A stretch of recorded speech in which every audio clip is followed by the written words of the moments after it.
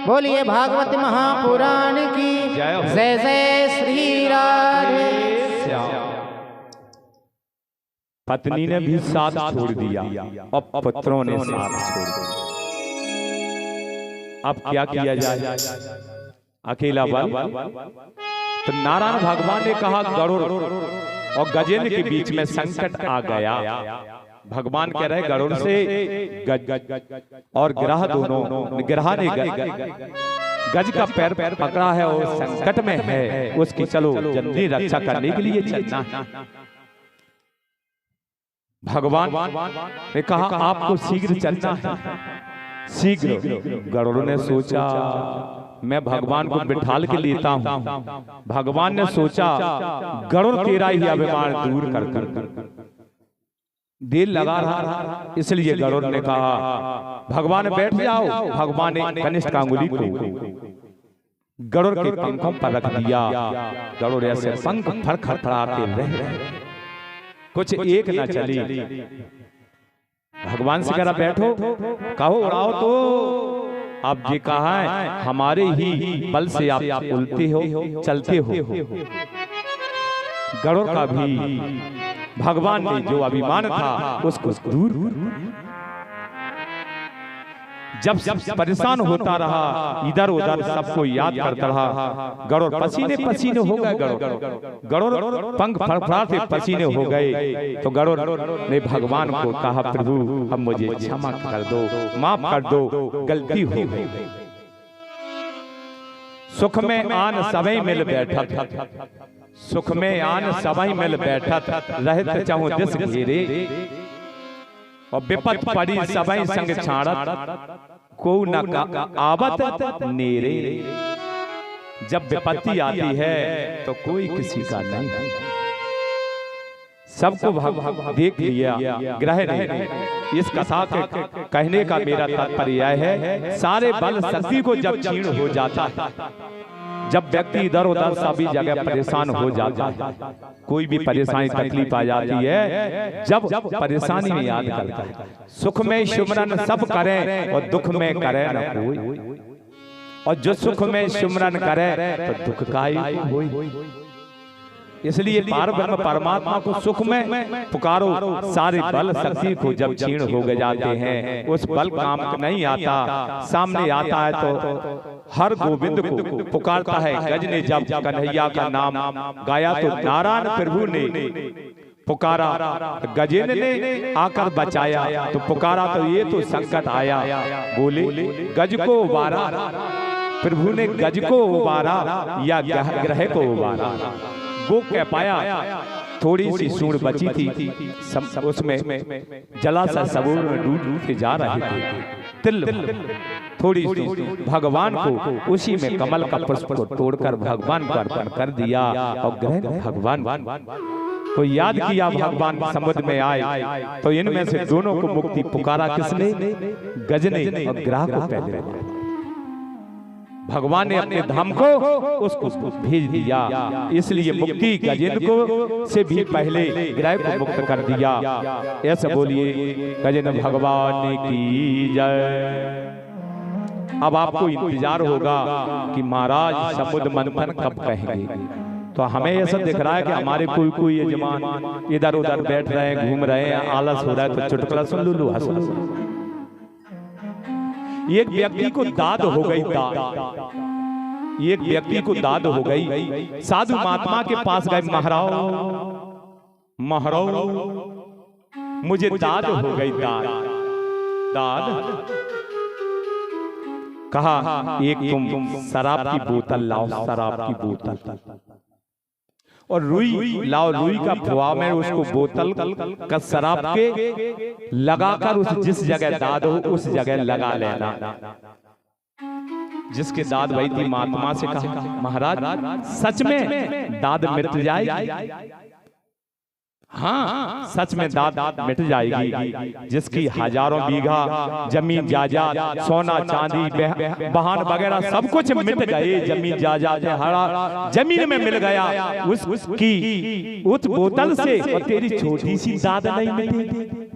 यहाँ से तेरी छोटी सी दाद नहीं मिटेगी, जब हजारों बीघा जमीन जायदाद मिट गई।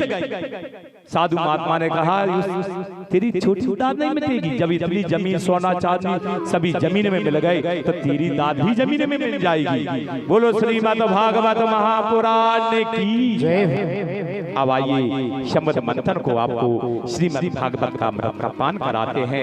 एक दुर्वासा एक बार भगवान के धाम गए। भगवान अपनी प्रसादी माला को दुर्वासा जी को पहना दी। दुर्वासा जी उस माला को लेकर चले गए। श्री इंद्र ने के पास जाकर इंद्र ने संत को दुर्वासा को स्वादिष्ट भोजन बनाया, प्रसाद दिया। दुर्वासा जी ने प्रसाद माला इंद्र के सामने, हाथी ने माला को तोड़ दिया। धीरे चलकर जाने पर परिणाम क्या हुआ? लक्ष्मी से भ्रष्ट हो गए। लक्ष्मी से भ्रष्ट होना पड़ा। इंद्र ने पूरे राज को बलि ने छीन लिया। किसने छीन लिया? राजा बलि ने छीन लिया। दैत्य और सम्राट बन गए। फिर देवताओं को लक्ष्य करने का प्रभु ने समुद्र मंथन कराया। क्या किया? दैत्य और देवताओं ने समुद्र मंथन कराना कहा। क्या कैसे किया जाए? समुद्र मंथन होना चाहिए। मदराचल पर्वत को क्या बनाई? रई समुद्र और रस्सी अपने किसके बनाई? समुद्र मंथन को नागों की रस्सी। मदराचल पर्वत में उसको डाला समुद्र में, तो वो डूबने लगा। कच्छप भगवान अपना धारण करके उसको मदरा पर्वत को धारण कर लिया। लक्ष्मी जी से कह रहे थे कच्छप जी मेरी खुजली हो रही, खुजली मिटा दो। अब कच्छप की तो कछुआ की तो बहुत मोटी खोपड़ी होती है, खोपड़ी। अब लक्ष्मी जी कह रहे हम खुजाओ। कच्छप जी कह रहे हमें कोई मालूम ही नहीं चल रहा, कोई मालूम नहीं चल रहा। चलो ठीक। तो कच्छप जी और मंदराचल पर्वत बस की नाम से रस्सी बनी। अब देव और देवताओं में कैसा किया जाए? सर्प की मुंह के पहले कौन लगा और पूछ के, तो देवता तो बदमाश होते हैं ना। देवताओं ने कहा नहीं, हम बड़ी माँ के बेटे हैं, हम मुंह तब लगेंगे। तो दैत्य होते हैं बुद्धि से कमजोर। कहा नहीं, हम क्या छोटी माँ के बेटे, हम भी तो बड़ी के, हम मुंह तरफ लगे, मुंह तरफ लगेंगे। शर्त हो गई कि जो जो इस मंथन में चीज निकलेगी सारी चीजों का अपन बराबर से बंटवारा करेंगे।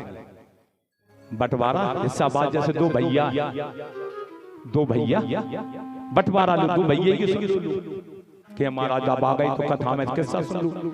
दो भैया थे, वही दोनों के भैया न्यारे हो गए। एक कंबल और एक भैंस। कहा था घर में एक कंबल और एक भैंस। तो बड़ा भैया था बदम और छोटा भैया था सीधा सच्चा। बंटवारा हो तो उसने कहा भैया कंबल को दिन में तू ले लिया करे। बड़े भैया ने कहा छोटे से दिन में कंबल तू ले लिया करे, माओ का महीना था ठंडों का। ठीक है भैया, दिन में मैं ले लिया कर। और देख भैया, मुंह मेरा भैंस का और पीठ तेरी, पीठ मेरी रहेगी और मुंह तेरा। छोटे भैया हो, कंबल दे दो दिन में और मुंह दे दो। अब भैंस तो चलेगी तो वो चराते चराते परेशान हो गए, चराते चराते परेशान हो गया। साधु महात्मा के पास गया, महाराज मैं तो ठंड से कपते कपते मारा गया और भैंस को चराते चराते मर गया। साधु महात्मा ने कहा भैया एक तू इतना बड़ा सेंटा ले, एक नाद, पहले नाद रहती थी, नाद में का ठंडा पानी, उस ठंडे पानी में दिन भर कंबल को तो डाल, पानी में दिन भर कंबल को डाल दे और शाम को दे देना, ले भैया अपना कंबल ले जा। और जब भैंस लगाने को बैठे, बर्तन लगा तो अब उस भैंस के मुंह में डंडा देना प्रारंभ कर देना, डंडा देना प्रारंभ कर देना। कह रहा मैं तो अपने हिस्से में डंडा दे रहा और कंबल तू ले ला, रात में कंबल ले जा, कंबल गीला। अब क्या भैया जी कैसा किया? अब दोनों में जब मस्तक खुला तो कि भैया अब तो अपना बंटवारा ऐसा हो जाए, आधा आधा दूध ले लो करे, मैं भैंस चराऊं और दो ही सो जाओ करे कंबल ठंडर का मिल बांट के सो जाओ। तो ऐसा ही है। बोलो श्रीमद् भागवत महापुराण की जय हो। जय जय श्री राधे श्याम। दैत्य देवता में समुद्र मंथन कर दिया, कहा हमारा बंटवारा होगा। देवासुर बंटवारा होगा तो कहा इनमें क्या क्या चीजें निकलेंगी, तो वो सारी चीजें अपन मिल बांट कर लेंगे। समुद्र मंथन प्रारंभ किया। सबसे पहले समुद्र मंथन किया तो मंथन में सबसे पहले क्या निकला? विष। विष निकला। विष को कौन पान करे? 14 रत्न है, सभी को मिला है, सभी को बताएंगे। समुद्र मंथन प्रारंभ हुआ तो पहले विष निकला। न दैत्य पी रहा है उसको, न देवता पी रहा है। अब सभी जगह फिर के भोले भाले कौन है? शंकर भगवान भोले भाले भोले हैं और भाले भी बिल्कुल भोले हैं। और जो उनको करे तो फिर भाले, तो शंकर भोले भाले के पास गए। सभी देवता और दैत्य गए महाराज जे जहर कौन पिए? अब जहर शंकर भगवान ने उसको जहर को लिया और पिया और कंठ में धारण कर दिया, क्योंकि राम जी भगवान शंकर भगवान के हृदय में विराजमान, उनने कंठ में धारण कर लिया। शंकर भगवान का नीलकंठेश्वर नाम हो गया। भगवान का नीलकंठ है, नीलकंठेश्वर नाम हो गया। तो पहला रत्न मंथन करने से जल निकला और दूसरे बार फिर मंथन किया। समुद्र मंथन का मंथन किया तो कामधेनु नाम की गाय निकली उसकी। अब गाय के लिए क्या किया जाए? गाय ऐसी थी कामधेनु गाय, जो से कह दिया जाता है हजारों लाखों साधु संत कोई भी आ जाए, भोजन जैसा भोजन पाए वैसा भोजन प्राप्त हो जाए। तो ऋषियों को दे दी गाय, ऋषियों को दे दी। तीसरे नंबर पर उच्च श्रवय घोड़ा निकला। उच्च श्रवय घोड़ा निकला तो किसको दे दी? राजा बलि ने ले लिया घोड़े को। चौथे नंबर पर ऐरावत हाथी निकला। ऐरावत हाथी निकला तो देवराज इंद्र ने ले लिया। किसने ले लिया? मंथन चौथी बार मंथन हुआ, देवराज इंद्र ने ले लिया। पांचवी बार फिर मंथन हुआ, समुद्र मंथन हुआ। कौस्तुभ मणि निकली। कौस्तुभ मणि निकली तो विष्णु भगवान ने उस मणि को धारण कर लिया। छठवीं बार फिर मंथन हुआ। छठवीं बार मंथन हुआ तो कल्प वृक्ष निकले। देवताओं ने अपने कहा उस वृक्ष को स्वर्ग में स्थापित कर दिया, कल्प वृक्ष। सातवीं बार फिर मंथन हुआ। रंभा नाम की अप्सरा देवताओं के पास आई। रंभा नाम की उसने देवताओं ने भी ले ली। आठवीं बार फिर समुद्र मंथन हुआ तो लक्ष्मी निकली। लक्ष्मी विष्णु भगवान ने अपनी भार्या पत्नी बना ली। नौवीं बार फिर मंथन हुआ। आपको इंतजार होगा महाराज, आपने वो तो कहिए नहीं है बारणी। बारणी कितनी बार कैवे बार मंथन पे आई? नौवीं बार में मंथन होने पर आपको मधुरा बारणी निकली। वारणी निकली तो किसने ले ली? दैत्यों ने ले ली। दैत्य इनको पीकर खूब मस्त हो गए। दैत्य वारणी को पीकर निकले। जब 10वीं बार समुद्र मंथन फिर हुआ, 10वीं बार समुद्र मंथन हुआ, चंद्रमा निकला और कच्छप धारण किए थे। कच्छप भगवान को जो खुजली हो गई थी, उन्हें बड़ा आनंद आ रहा था। मंथन घिस रहा था समुद्र, उनकी भी खुजली दूर हो। 11वें नंबर पर फिर समुद्र मंथन हुआ। परिजात वृक्ष निकला। इसे छूने से जो रोग दूर हो जाते हैं, परिजात वृक्ष निकला। इसको थकान मिट जाती है, इसे देवताओं ने ले ली। देवताओं ने भी पास अपने परिजात वृक्ष को ले लिया। 12वीं बार फिर मंथन हुआ। पंचजन नाम का शंख निकला। उसने विष्णु भगवान को ले लिया। क्योंकि लक्ष्मी का भाई है शंख भी समुद्र मंथन में निकला और लक्ष्मी भी समुद्र मंथन में, इसीलिए बहन भाई।